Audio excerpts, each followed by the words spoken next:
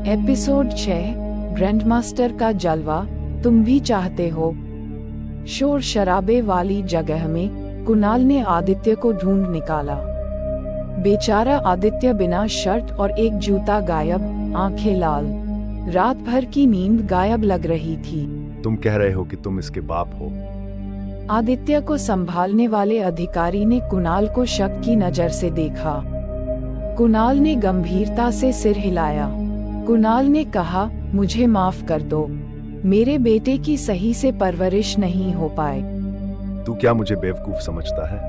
भाई होने की बात तो मैं मान भी लूं, लेकिन बाप, ये तो हद हो गई। कुणाल ने कुछ पल चुप रहकर मौका देखकर जेब में लाल कागज की एक रोल अधिकारी के जेब में डाल दी। अधिकारी ने हल्की खांसी करते हुए कहा, खैर, चूंकि पहली बार है और लड़का अभी जवान है, इसलिए मैं इस बार सिर्फ चेतावनी देकर छोड़ देता हूँ। आगे से ध्यान रखना कि तुम्हारा बेटा ऐसी जगह न जाए जहाँ उसे नहीं जाना चाहिए। धन्यवाद सर। कोई बात नहीं, जाओ। कुणाल ने सिर हिलाया और आदित्य को हॉल से बाहर ले गया। सौभाग्य से कुणाल पहले से ही तैयार था और उसने आदित्य को कपड़े बदलने का मौका दे दिया। जैसे ही आदित्य ने कपड़े पहने, उसकी थकी हुई शक्ल पर वही पुरानी घटिया हंसी लौट आई।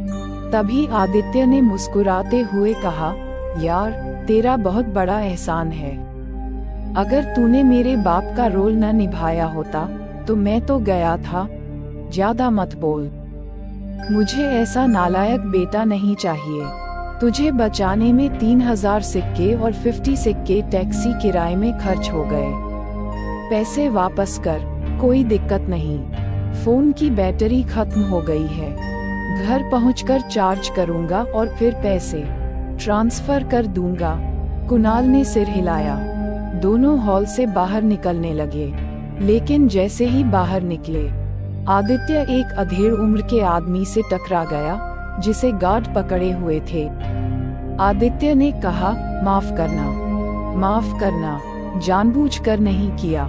लेकिन उस आदमी ने सिर्फ आदित्य को घूरकर देखा और फिर उसे गार्ड्स पकड़कर ले गए। आदित्य ने सिर खुजलाया और माथे पर शिकन डालते हुए कहा, कैसा डरावना आदमी है यार, बस हल्के से टकराया हूँ।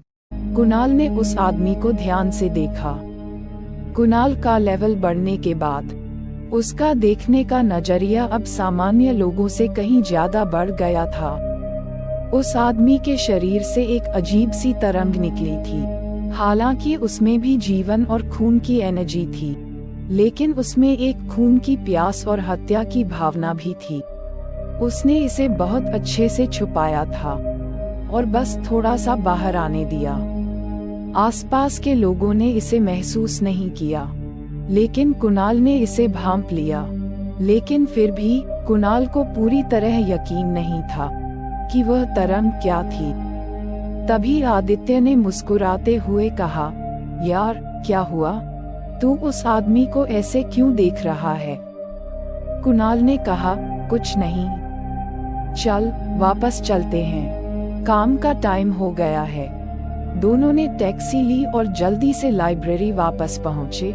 बिल्कुल समय पर काम पर पहुंच गए। लेकिन आज पहली बार डायरेक्टर ने बड़ी मीटिंग बुलाई थी। उसने लाइब्रेरी के सभी स्टाफ को सूचित किया कि काम के दौरान लाइब्रेरी में घुसने वाले मार्शल आर्टिस्ट पर अपना आपा न खोएं। शांत रहें और गुस्से में आकर कोई गलती न करें, वरना सख्त सजा मिलेगी। डायरेक्टर की बातों में एक अजीब सी नमी थी, लेकिन उसने अपने शब्दों पर जोर दिया, जिससे साफ था कि मामला काफी गंभीर था। कुणाल को इससे कोई खास फर्क नहीं पड़ा। वैसे भी बहुत कम मार्शल आर्टिस्ट तीसरी मंजिल तक जाते थे, और कुणाल का स्वभाव भी इतना शांत था कि अगर कोई वहां पहुंच भी जाता तो वह किसी से उलझता नहीं। डायरेक्टर एक सफेद बालों वाली बूढ़ी औरत थी। कुणाल ने उन्हें पहले भी कई बार दूर से देखा था। पहले तो उसे लगा कि बस उनकी सेहत बढ़िया है, चेहरा खिला हुआ है और खून भी बढ़िया दौड़ रहा है। लेकिन अब अपने बढ़े हुए लेवल के साथ उसे एहसास हुआ कि डायरेक्टर तो असल में एक ग्रैंडमास्टर रैंक की मार्शल आर्टिस्ट है। फिर भी कुणाल को ज्यादा हैरानी नहीं हुई। आखिरकार लाइब्रेरी शहर की नींव थी। अगर डायरेक्टर में इतनी ताकत नहीं होती तो इसे सुरक्षित रखना मुश्किल होता।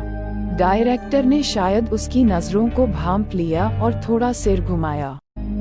उसकी दिशा में देखा और उसकी आंखों में हल्की सी हैरानी झलकी। क्या इसका स्वभाव हमेशा से ऐसा था?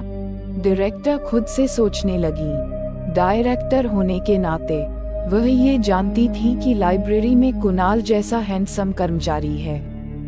कहा जाता है कि लाइब्रेरी के कर्मचारी उसे राजकुमार लाइब्रेरियन कहकर बुलाते हैं, लेकिन पहले कुणाल बस एक खूबसूरत चेहरा था।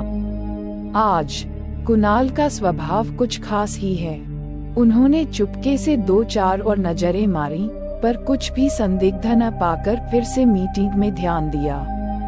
कुणाल ने हल्का सा भौहें चढ़ाईं। डायरेक्टर, जैसा कि एक ग्रैंडमास्टर से उम्मीद थी, उसने सच में देख लिया कि वह आज पहले से थोड़ा अलग लग रहा है। शुक्र है कि वह अपनी आभा को छिपाने में सफल रहा।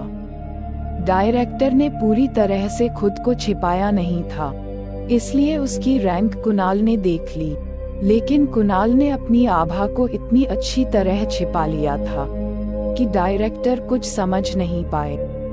पहले वह डायरेक्टर से दूर ही रहता था, इसलिए उस पर कोई ध्यान नहीं गया। ऐसा लगता है कि अब उसे और भी लो प्रोफाइल रहना पड़ेगा। मीटिंग खत्म होने के बाद कुणाल ऊपर की ओर जाने लगा। तभी आदित्य आगे आया।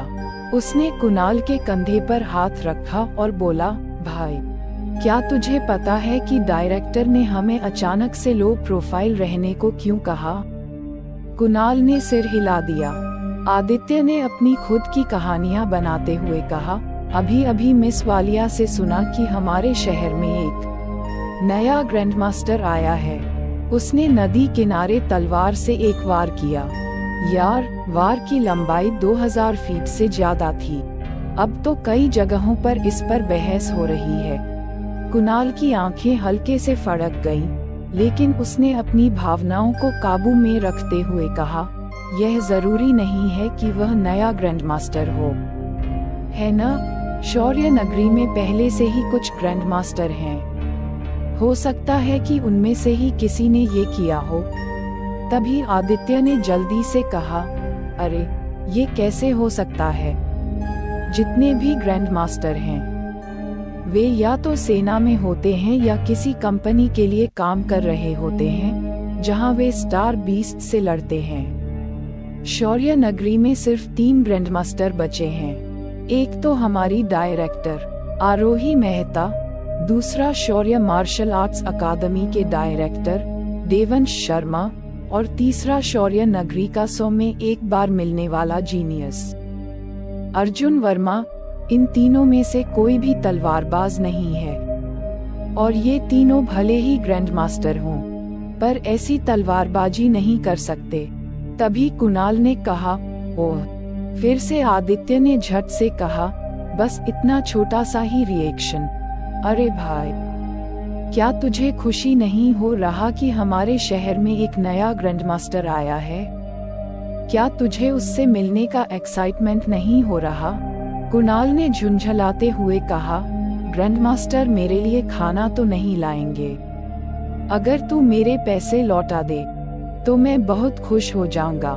ओह। आदित्य ने अपनी नाक को खुजलाते हुए थोड़ा शर्मिंदगी से कहा, अभी जाकर पैसे ट्रांसफर करता हूँ। ये कहते हुए दोनों दूसरे माले पर पहुँचे।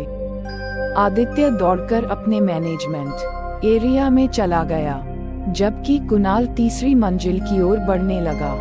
कुणाल ने आदित्य को अपने बारे में कुछ नहीं बताया था। दोस्ती अपनी जगह है, लेकिन राज तो राज ही होते हैं। इसके अलावा आज की घटना ने वैसे तो बेफिक्र रहने वाले कुणाल के दिल में भी खतरे का एहसास करा दिया। चाहे वह कितना भी अनजान और लो प्रोफाइल रहे, अगर वह यूं ही लापरवाही करता रहेगा तो खतरे की संभावना बनी रहेगी। सीधी बात यह है कि उसकी ताकत अभी भी काफी नहीं है।